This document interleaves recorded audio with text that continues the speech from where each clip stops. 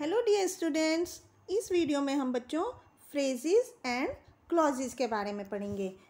बच्चों, हम सबको पता है कि कोई भी सेंटेंस जो होता है वो ग्रुप ऑफ वर्ड्स होता है जिसका एक पर्टिकुलर मीनिंग होता है। जैसे कि I am a student, she danced with me in the party, I could not watch the movie because I was late. तो हम सबको पता है कि एक वर्ड्स का ग्रुप जिसका कि कुछ मीनिंग होता है, जिसमें एक सब्जेक्ट होता है, वर्ब होता है और जिसका पर्टिकुलर सेंस होता है, कंप्लीट सेंस होता है, उसको हम सेंटेंस बोलते हैं। अब इस चैप्टर में हम पढ़ेंगे कि सेंटेंस में फ्रेज क्या होती है। फ्रेज क्या होते हैं, जैसे बच्चों हम यहाँ पर देख रहे हैं सेकंड एग्जाम्पल में, she danced with me in the party.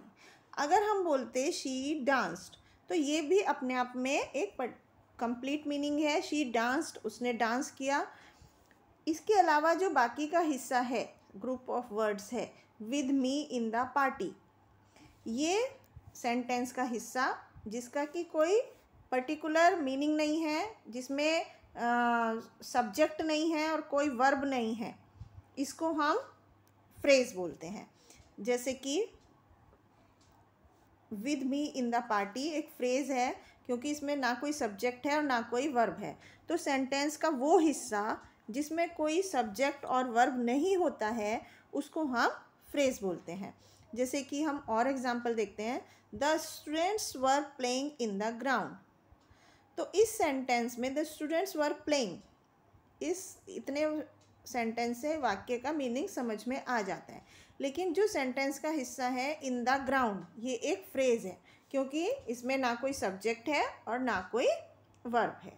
तो आई होप आपको क्लियर हो गया होगा कि फ्रेज क्या है। फ्रेज एक ग्रुप ऑफ वर्ड्स है, कुछ शब्दों का समूह है जिसमें कि ना कोई सब्जेक्ट होता है और ना ही कोई वर्ब होता है। और फ्रेज जो होती है वो कभी भी एक कंप्लीट सेंटेंस का पूरा मीनिंग नहीं बनाती है। क्लियर? इसके बाद बच्चों हम पढ़ते हैं क्लॉज के बारे में। क्लॉज क्या होता है, जैसे कि आपने देखा sentence third, I could not watch the movie because I was late, ये हमारा सेंटेंस था।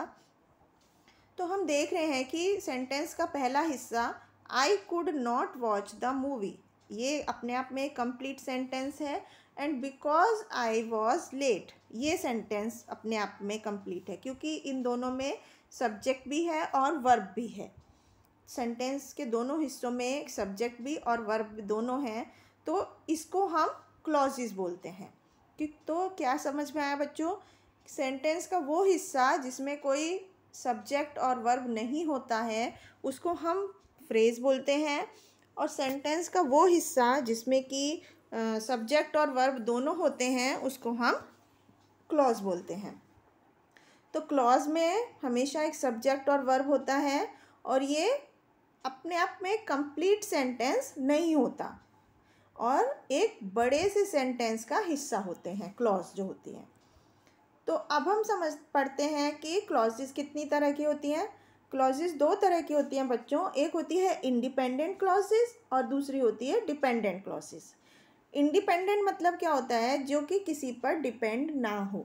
जैसे कि पहले सेंटेंस में हमने पढ़ा आई could not watch the movie, sentence का पहला हिस्सा कि आई could not watch the movie, मैं मूवी नहीं देख सका, ये अपने आप में कंप्लीट सेंटेंस है, कंप्लीट सेंस बना रहा है, इसलिए इसको हम इंडिपेंडेंट क्लॉज बोलेंगे।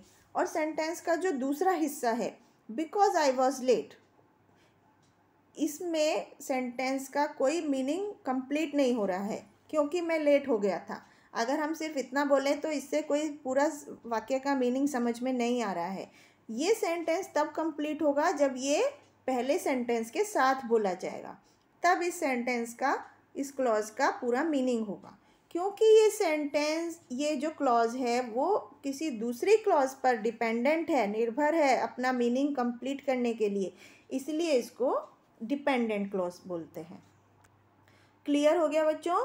सेंटेंस का वो हिस्सा, वो क्लॉज जो कि अपने आप में कंप्लीट सेंस रखती है उसको इंडिपेंडेंट क्लॉज बोलते हैं, और सेंटेंस की वो क्लॉज जो अपना मीनिंग कंप्लीट करने के लिए किसी दूसरी क्लॉज पर निर्भर होती है उसको हम डिपेंडेंट क्लॉज बोलते हैं। अब हम कुछ एग्जाम्पल्स की हेल्प से इस चीज़ को समझते हैं। पहला एग्जाम्पल, इसमें हमें कुछ अंडरलाइन वर्ड्स हैं जिसे हमें बताना है कि ये फ्रेज़ है या क्लॉज है। पहला example, my sister and I will join A party. तो हम यहाँ देख रहे हैं माई सिस्टर एंड आई, इसको अंडरलाइन किया हुआ है क्योंकि इसमें कोई सब्जेक्ट नहीं है, वर्ब नहीं है, तो इसलिए हम इसको क्या बोलेंगे, ये एक फ्रेज है। इसी तरह से दूसरा सेंटेंस देखते हैं, the class was quite because the teacher was teaching.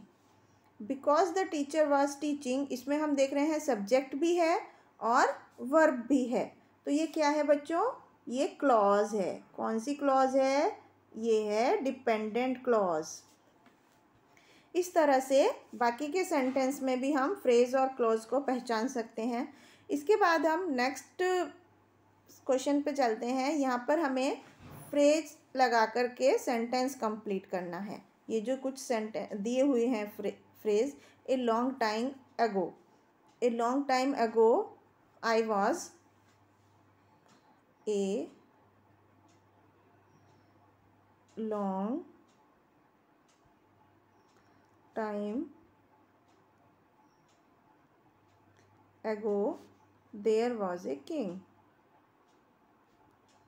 हम कुछ भी सेंटेंस जोड़ सकते हैं। तो ये जो ए लॉन्ग टाइम अगो है ये फ्रेज हो गई और ये सेंटेंस कंप्लीट हो गया। इसी तरह से हम बाकी के फ्रेजेस से भी सेंटेंस बना सकते हैं।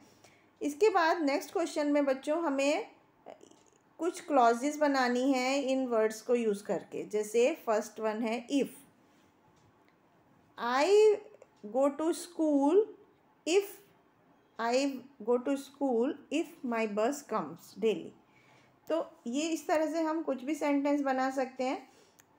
इसके बाद नेक्स्ट क्वेश्चन में हमें एप्रोप्रिएट क्लॉज लगाकर सेंटेंस कंप्लीट करना है। The people of the village did not plough their fields because they were not having proper sources. या he wanted to play in our team, he wanted to play in our team because he is a good player। इस तरह से हम कुछ भी clause लगा करके sentence को कंप्लीट कर सकते हैं।